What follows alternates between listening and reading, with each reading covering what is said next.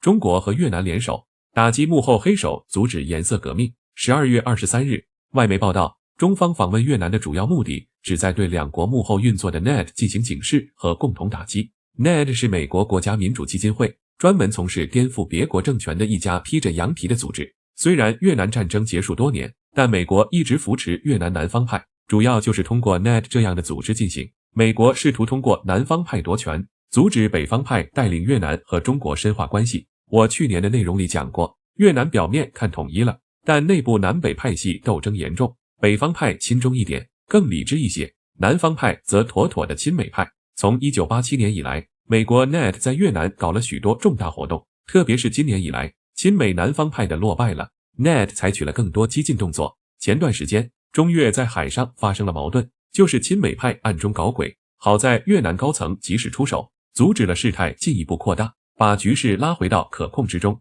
美国 NED 除了在越南活动外，在中国也非常活跃，他们已经渗透到香港、台湾，甚至我们大陆地区。这一次台湾省搞的地方选举，背后就有 NED 在积极推动。中国和越南联手打击 NED， 除了他们搞渗透和破坏外，主要是因为他们在暗中推动颜色革命。中越联合声明中有这样一段话，中越除了加强双方信息交流外，还关注反干涉、反分裂等问题。我们将加强针对反动敌对势力和平改造、颜色革命、国家分裂等问题的经验分享与合作。我们将加强在制定打击宗教违法行为和管理外国非政府组织的法律方面的合作。我们还将为此目的在促进人力资源开发方面进行合作和加强合作。大家仔细读这段话就会发现，关于颜色革命的内容提到了2次，一次是反分裂，一次是颜色革命，还有和平改造和国家分裂。其实本质也是反对颜色革命，所以外媒称中越这次联手就是为了阻止美国的颜色革命。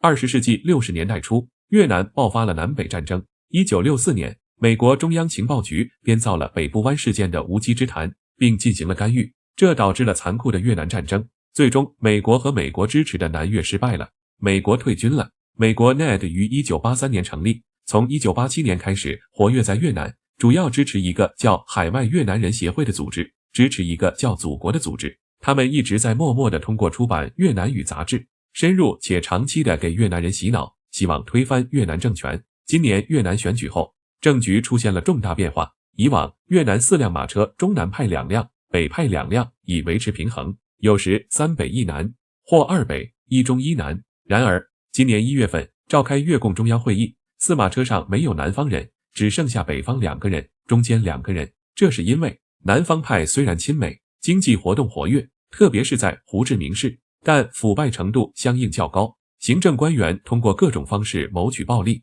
比如购买新冠疫苗、检测试剂盒以及回国的机票，引发了一系列人的不满。南派高层最终辞职，所以联合声明提到要共同努力，加强措施，防止 NED 在幕后活动，并为此制定法律。1994年以来，美国 NED 收到的指令就是搞乱中国，他们的目标就是让台湾独立。除了台湾，这些年香港问题也是 NED 在背后推动，当然还有英国的各种基金会。2005年，我国出台反分裂国家法，以应对煽动国家的运动。此外，政府刚刚颁布了修订后的间谍法，以应对 NED 在中国大陆的秘密活动。而越南高层希望学习我方如何秘密遏制 NED 的方法。两国在一份联合声明中宣布，在紧急情况下将加强防务和安全领域的合作。因此，一带一路建设铁路时，铁路宽度将与中国模式相匹配，同时考虑到军需物资运输的便利性，这对我们来说是好消息，具有非常重要的意义。